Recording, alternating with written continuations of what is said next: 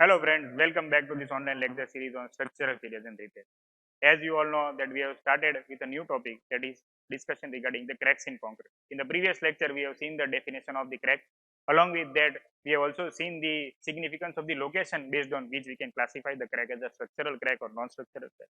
Along with that, we saw the reasons also that we can attribute to the structural crack and non-structural crack.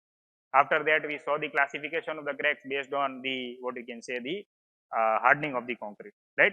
And in that, we have discussed regarding the first factor, that is the before hardening stage, that is before settling of the concrete. In that case, we have seen the first reason, that is the plastic shrinkage cracks we have discussed in the previous.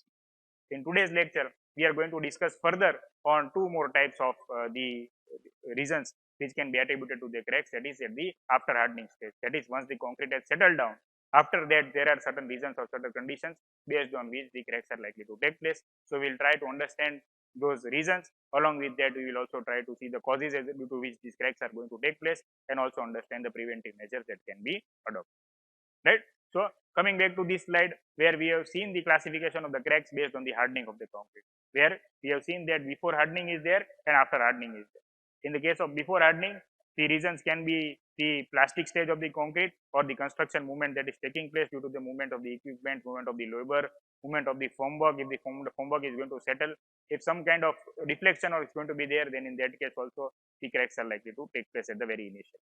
And in case of the other category, that is after hardening, that is once the settling or there is a setting time of concrete is achieved, then that is after the concrete has hardened, then after that we have the physical cases, then the thermal, then we have the chemical cases, other than that we have the structural case also.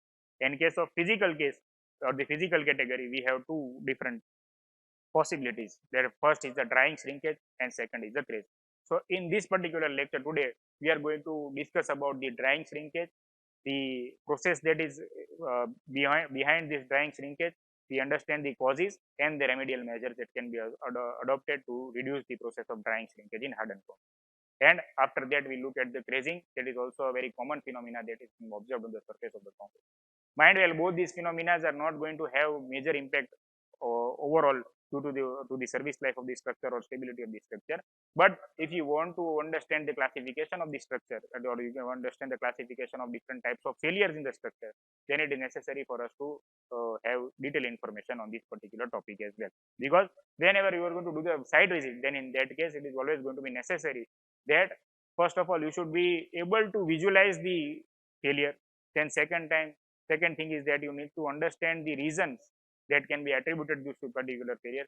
And once you are understanding the reason properly, then you can suggest remedial measures that can be adopted to control this failure from propagating further. Right? So under this category, under this process of evaluation of structure only, this thing will be considered. That is the drying shrinkage and the crazing that we are going to discuss. Now, if we talk about drying shrinkage, so as the word itself is indicating drying shrinkage. Earlier, in case of plastic shrinkage and plastic settlement, we discussed the word plastic. Why? Because still that concrete was fresh enough. So that is why the word plastic was used. Here, drying shrinkage is the word. So because it is falling under the category of after hardening the concrete. So as to, when you consider the after hardening the concrete stage, then it is but obvious that you consider that the concrete has hardened, and when the concrete is hardened, that is you can see that there is movement of the, that is the absorption of moisture has taken place, as a result of which the concrete is going to be hardened, right? And when it is going to harden, then as a result of this, the drying shrinkage is going to come into the effect. That is, after hardening, the concrete starts drying. That is, once it is going to harden, then it is going to start drying. The excess water leaves the system, causing the contraction or the shrinkage, right? This excess water can be also termed as the water of convenience, because this excess water, because several times what we see is when you start doing the casting, then you feel that if the concrete is not going to be workable in nature, then what you do is you add some amount of water. Sometimes you also feel that if the slurry is not generated on the surface, right, or it is not coming up to the surface, then as a result of that, in order to ensure better finish also, the contractor is going to add some water. So this excess water, which is going to be evaporated in case of drying shrinkage, is nothing but this water of convenience, which is going to be added at the time of mixing, due to in order to achieve the workability or have proper smooth finish on the surface, right? So this loss of water contained in the hardened concrete, does not result in any appreciable what you can say dimension, because whenever this amount of moisture is going to be evaporated from the surface, then as we have said that it is going to the concrete surface is going to dry and shrink. So somebody might assume that due to shrinkage there might be a change in the volume also, but it is important to note over here that due to this drying shrinkage, there is no going to be an appropriate change or appreciable change in the dimension, right? If the loss of water held in the gel, it is the loss of water that is held in the gel pore. So basically, the moisture that is lost in this particular case is going to be the water that is going to be present in the interior of the concrete, and which is going to reach the surface, and from there the evaporation is going to be taken, right? So one of the important things to note down over here, which can be considered the prima facie reason for drying shrinkage, is that if the smaller size of aggregate is there, and if the amount of what you can say the pores on the gel is also going to be more, then as a result of that, the drying shrinkage is also going to be. That is, the proper grading of aggregate is also going to play a very important role in ensuring the what you can say a healthier mix of compounds. Because as we have discussed that if the void ratio is going to be more, if the porosity is going to be more, if the permeability is going to be more, then all kind of problems are going to be.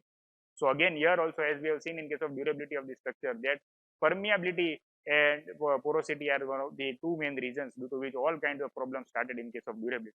Similarly, here in case of drying shrinkage also, it is seen over that if excessive pores are going to be there, then these pores are going to be occupied by the water, and excess water is going to remain in there. And then this water is going to be evaporated due to several reasons, and due to evaporation of this water. So just like in case of plastic shrinkage, we have seen the failure pattern where we can see that the cracks are wider at the surface, and it is going to be what you can say a few centimeters in length, and at the same time it can be up to 3 meters apart also. Similarly, the failure pattern for drying shrinkage is also shown over here, where you can see that the width of the crack is not that wide at the surface as compared to that of the plastic shrinkage. So first of all, based on the physical appearance also, you should you should be able to classify whether this particular crack is going to be the plastic shrinkage crack or the drying shrinkage. And second thing is based on the location, you need to understand whether this crack can be classified as a structural crack or non-structural. Right? So as seen in the figure over here, the width of the crack is very limited on the surface. Then if we talk about the preventive measures, that what can be the preventive measures based on which we can reduce the drying shrinkage that is taking place, because ultimately our purpose is to understand the cause, then suggest the suitable preventive measures through which we can avoid this phenomena in the concrete. So first of all, just like in case of what you can say the plastic shrinkage, where the first point was mentioned that moistening the formwork is going to help the reduction in absorption of moisture from the surrounding concrete. Similarly, here the rigid formwork is going to be an important factor in order to ensure that the drying shrinkage does not take. Then use of acrylic polymers to fill the cracks and joint filling is also one of the remedial measures that can be adopted to ensure that the drying shrinkage does not take place from the surface. Because if you leave the cracks open, then as a result of that, what is going to happen is that further evaporation of moisture is going to take place. Further evaporation of moisture is likely to take place from the cracks and the joints, and as a result of that, the drying shrinkage will come into place, right? So that is why the use of acrylic moisture for crack filling and joint filling is suggested over here. Then leak proof formwork, that is also very important, that if there is any kind of leakage, then as a result of that the slurry may what you can say trickle down from it, and as a result of that also the possibility of drying shrinkage is likely to be prospered. Use of screed vibrators or float for the surface finishing, that is the surface finishing should be done properly such that the excessive water is not present on the surface. If excessive water is going to be present on the surface, then as a result of that, all kinds of problems related to the shrinkage are going to start, right? So that is why excessive water is not advisable, whether it is plastic concrete also, whether it is the hardened concrete also. Then use of rich concrete is suggested. Now, what do you mean by rich concrete? Where the cement content is maintained up to a certain level. So in that case, here what the example that is given over here is that if the cement content is 400 kg per meter, and if the water cement ratio is around 0.4, then in that case the possibility is that this particular mix can be considered as a rich concrete. And when you have sufficient amount of material that is present there, then as a result of that, the drying shrinkage phenomena can be avoided. Next, we talk about the second phenomena that comes under the category of physical. That is, after the hardening stage in the classification, we have seen that after hardening concrete, in the physical, we have two cases that we are discussing, where first is the drying shrinkage and second is the crazing. So we already discussed the drying shrinkage, now we are discussing the crazing. So this is the kind of image that everybody might have seen at some stage or other during their visit to the site. So if these kind of closed cracks are visible on the surface, then it is known as crazing or the concrete crazing in the other words also. So crazing is the development of the network of the fine random cracks or fissures on the surface of concrete caused by the shrinkage of the surface. That is, it is basically called a network of fine cracks that are there on the surface of the concrete. Why? Because why it is said a network? Because you can see that the cracks are very small in length and they are very closely spaced with each other and they are concentrated at one particular region. So if this kind of situation is seen or this kind of situation is observed on the site on the concrete surface, then one of the possible reasons can be the crazing that is going to be there. Right? These cracks are rarely more than 3 mm deep. So you can see that the number of cracks on the surface may be more, but their dimension wise they are not going to be very critical. Why? Because here it is said the depth of the crack is not going to be more than 3 mm. And our concern is going to be only more when the depth of the crack is going to be there. Even if the width of the crack on the surface is more and if the depth is less, then it is of not our consideration, or we do not need to worry much.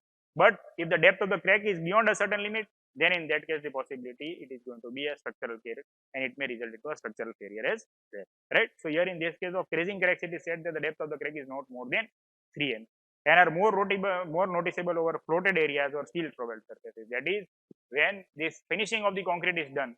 So in that case, what is going to happen is that when the floating is done or the floater is what you can say placed over a certain amount of area or certain amount of surface for an excessive amount of duration, then as a result of that the excessive amount of evaporation may be taking place, and as a result of that the possibility is that this concrete crazing will be seen on the surface. If we talk about the causes and preventive measures, just like in case of previous cases also, as we have discussed that we first look at the phenomena, then we discuss the causes and then we discuss the preventive. So here also if we look at the causes related to concrete crazing, then the 6 or 7 causes are listed. Which are those cases? Then first is poor and inadequate curing. That is, if the curing is inadequate in nature or if it is going to be poor, then in that case the possibility of this concrete crazing is likely to be on the site. That is why it is said that curing should be ensured on the site and it should be done properly, right? In order to have a good service life and have a proper surface of the concrete. Then intermediate and wet curing and drying. So if there is going to be a change in the thermal, there is going to be a thermal variation, there is change in the temperature, where the freezing and thawing cycle comes into picture, where the surface becomes wet and dry again and again. Then as a result of that, due to this movement of the moisture from within to the outer surface, as a result of that, the crazing may likely to be take place. Then excessive floating is that if you are going to use excessive amount of floater, then also it may result into these crazing cracks that are there.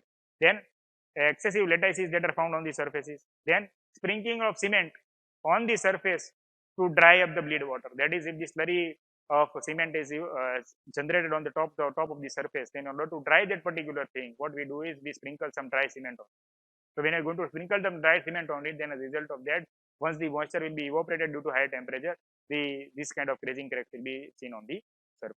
Right? So these are all different causes that are there which can be attributed to the concrete. Now, if we talk about the remedial measures, then in most of the cases, as we have seen earlier also in case of durability of concrete, that whatever are the causes, these causes ultimately become your remedial measures also.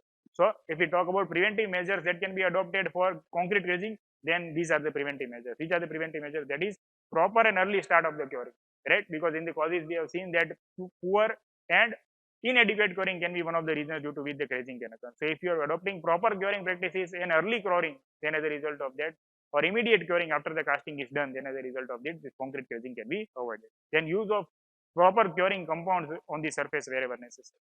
And never sprinkle the what you can say dry cement on a mixture of dry cement on the surface of plastic concrete. That is, whenever the concrete is going to be in a plastic stage, if you are going to sprinkle any dry cement, then as a result of that, what is going to happen is that later on, after the evaporation of moisture from the surface, the possibility is that these crazing cracks may be visible on the surface. Right? So this particular lecture has given you an insight about the cracks that may be visible after the hardening of the concrete has taken place. And in this particular lecture, we have discussed regarding the physical reasons that can be attributed to the cracks that are happening after the hardening. That is, we have discussed regarding the drying shrinkage, the phenomena, and causes and the preventive measures that are associated with it. And similarly, we have discussed the second case also that comes under the category of physical reasons, and that is the concrete crazing on the surface. Right? So I hope you have understood both these phenomena clearly, and it will help us to perform and what you can say supervise in a better way on the site. Stay tuned for the further lecture series.